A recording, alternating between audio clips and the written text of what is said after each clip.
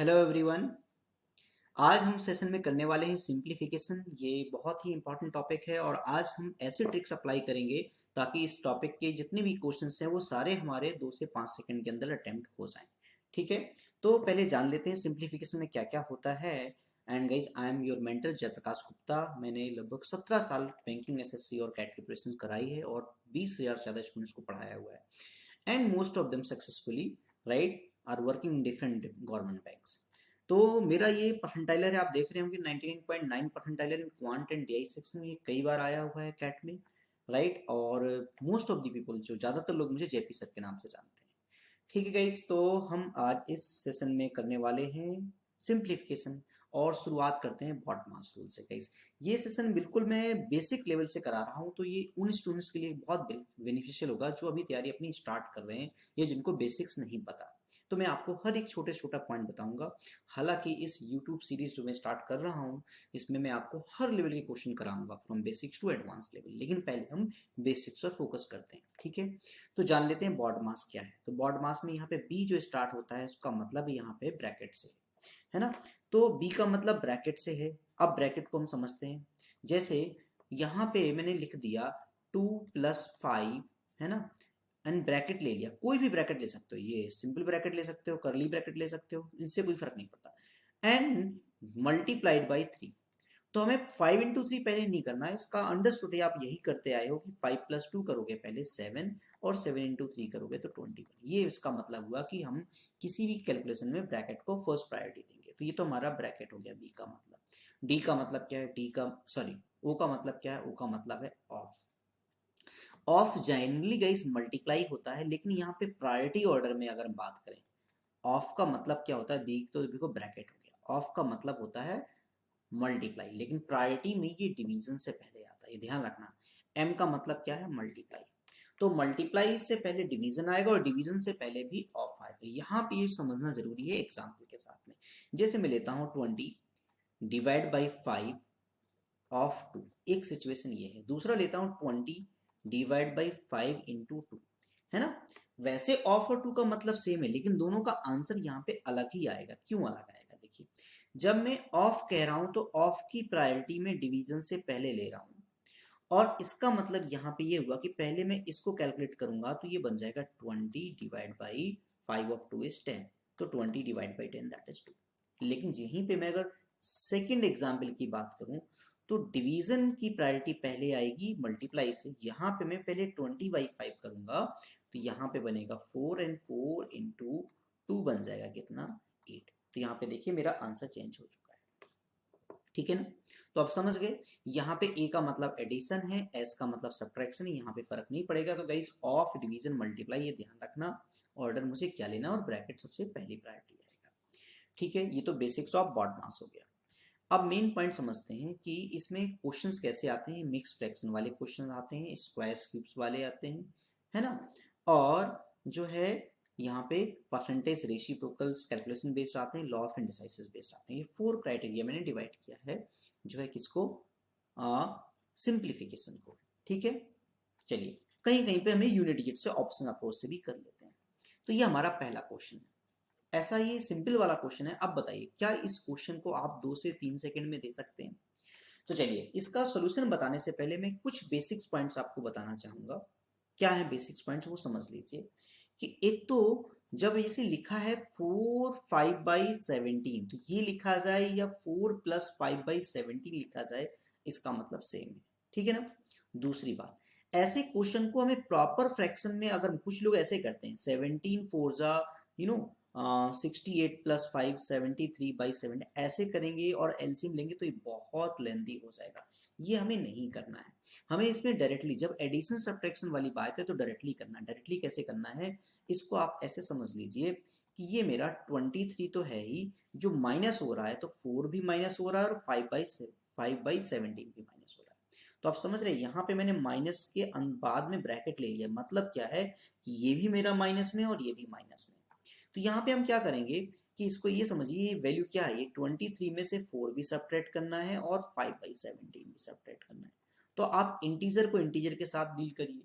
तो आप देखिए 23 - 4 क्या बनेगा, 19। अब 19 माइनस 5/17 ये जल्दी से कैसे करें? तो गाइस 19 को हम लिख सकते हैं 18+1। मैं आपको बताऊंगा मैंने 18+1 अभी क्यों लिखा, क्योंकि 1 में से मैं 5/17 सब्ट्रैक्ट कर दूंगा तो काम आसान हो जाएगा। तो इसको मैं समझ लेता हूँ 18+1 माइनस 5/17, और 1 माइनस 5/17 क्या बनेगा ये सोचिए आप। 1 माइनस 5/17 क्या बनेगा? तो 1 माइनस 5/17 जो आपका बनेगा, है ना, इसको आप कैसे करोगे? ये बनेगा गाइस, देखो बता रहा हूँ, ये हमारा 23 माइनस 4 माइनस 5/17 बन गया। तो ये बन गया हमारा 19 माइनस 5/17, या बन गया 18+1 माइनस 5/17। तो 1 को हम सोच सकते हैं 17/17। देखिए 1 को आप कुछ भी सोच सकते हो, 2/2 भी सोच सकते हो, 3/3 कर सकते हो, a/a कर सकते हो, समझ रहे हो ना? इसलिए हम 17/17 भी कर सकते हैं। अब बाई 17 क्यों किया? क्योंकि डिवाइड में यहाँ पे 17 है ना, तो हम इसको 17/17 में से 5/17 डायरेक्टली सब्ट्रैक्ट कर देंगे। 18 तो रहेगा ही, तो 17 माइनस 5 क्या बन गया? 12। तो ये बन जाएगा 18 12/17। ये मैंने आपको समझाने के लिए इतना लिखना पड़ा।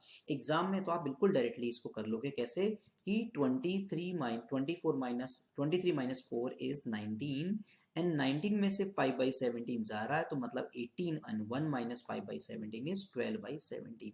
यानी ये लिखना भी नहीं पड़ेगा, आप डायरेक्टली आंसर दे दोगे। ठीक है, चलिए दूसरा एग्जाम्पल लेते हैं, आपको और अच्छे समझ में आएगा अभी।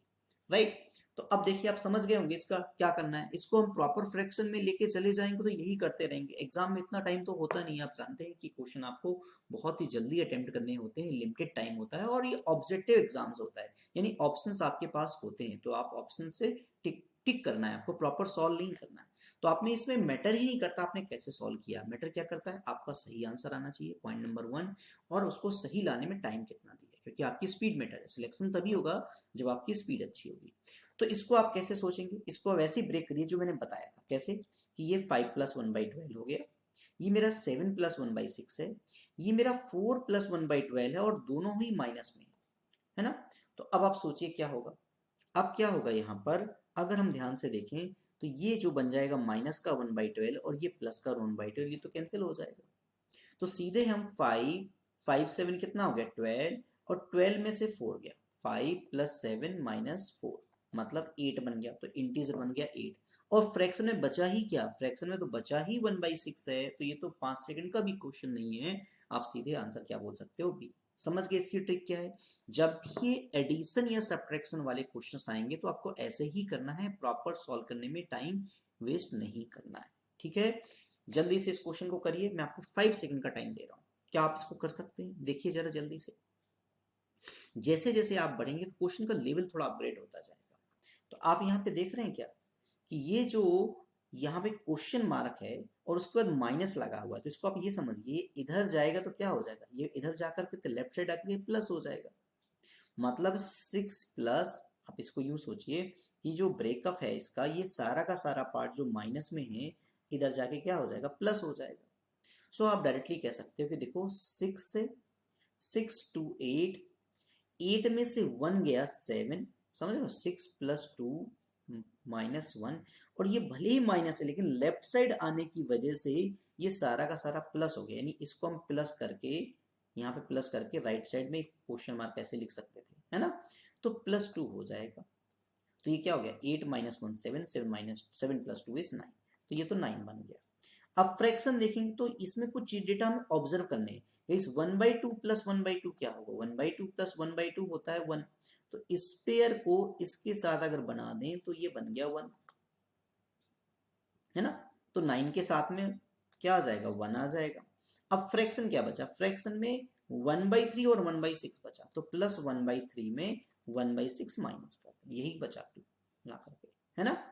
सो यहाँ पे आपका 1/3 - 1/6, ये डायरेक्टली क्या हो जाएगा? यहाँ पे 6 है तो इसको 6 बनाने के लिए इंटू 2 करें, तो मजबूरी है यहाँ भी इंटू 2 करना पड़ेगा। तो ये क्या हो जाएगा? 2/6 - 1/6 मतलब 10, और 2 - 1 is 1/6, तो ये हमारा ऑप्शन यहाँ पे ए बन गया। ठीक है इतना। एग्जाम में कैसे करेंगे ये तो डिटेल में समझने वाली बात है। एग्जाम में सीधे इतना सब लिखने की जरूरत ही नहीं है, सीधे बोलेंगे 6 to 8, 8 - 1 7, एंड 7+2 9। माइनस था तो इधर जाके प्लस हो गया। 1 आ गया तो 9 1 10 आ गया, और यहाँ से 1/3 माइनस 1/6 मतलब 2/6 माइनस 1/6 तो 1/6 आ गया। सीधे हम आंसर टिक कर देंगे, ठीक है ना। चलिए, अब ये मैंने आपको जो ट्रिक बताई पहले वो सिर्फ मल्टीप्लाई सॉरी सिर्फ ऐड करने में या सब्ट्रैक्ट करने में थी। अगर मल्टीप्लाई या डिवाइड वाली बात आ जाए तो क्या करोगे? तो मल्टीप्लाई या डिवाइड वाले केस में आपको वो ट्रिक काम नहीं करेगी, इसको प्रॉपर फ्रैक्शन में ही जाना पड़ेगा। प्रॉपर फ्रैक्शन का मतलब है 13 को आपने पहले 5 से मल्टीप्लाई किया, 13 5 जा 65 प्लस 4 यानी क्या बन गया 69। तो ये जो प्रॉपर फ्रैक्शन में ले जाएंगे तो ये बन जाएगा 69/5। ये देखिए क्या बन गया 69 प्लस 6, 23 3 जा 69 प्लस 6 75/23। अब इसको हम अगर हम प्रॉपर फ्रैक्शन में कन्वर्ट करें तो डिवाइड में क्या है 4 2 8 1 9 9/4 है। अब समझिए जब भी कोई नंबर अगर 9/4 से डिवाइड है तो इसका मतलब है वो हम 4/9 से उसे मल्टीप्लाई करें, यानी इसका उल्टा कर दें, 9/4 का उल्टा करें तो डिवाइड की जगह क्या आ जाएगा मल्टीप्लाई, तो ये बन जाएगा 4/9। अब ये समझना ऐसा क्वेश्चन जब भी आएगा तो चीजें कैंसिल आउट ही हो जाएंगी, मैक्सिमम चीजें कैंसिल आउट हो जाएंगी। तो जल्दी से कैंसिल आउट करते हैं। 23 3 जा 69 है ना, 3 3 जा 9, देखिए कैंसिल हो रहा है। 3 से ये फिर से कैंसिल हो गया 25, 5 से ये कैंसिल हो गया कितना 5, तो 5 4 जा क्या बचा 20। ये बिल्कुल सिंपल कैलकुलेशन हो गया, ठीक है ना।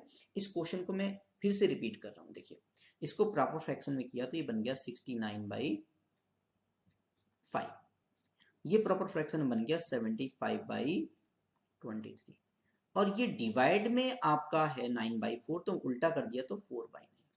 अब आपको कैंसिल आउट करना है, पहले क्या कर रहे हो बाद में क्या कर रहे हो इससे फर्क नहीं पड़ता है ना। तो आप चाहो तो 5 से इसको कर दो तो कितना बन गया 15, ठीक है परफेक्टली ऑलराइट। 23 से इसको किया तो क्या बन गया 3 बन गया, 3 से इसको क्या किया तो ये 3 बन गया है ना।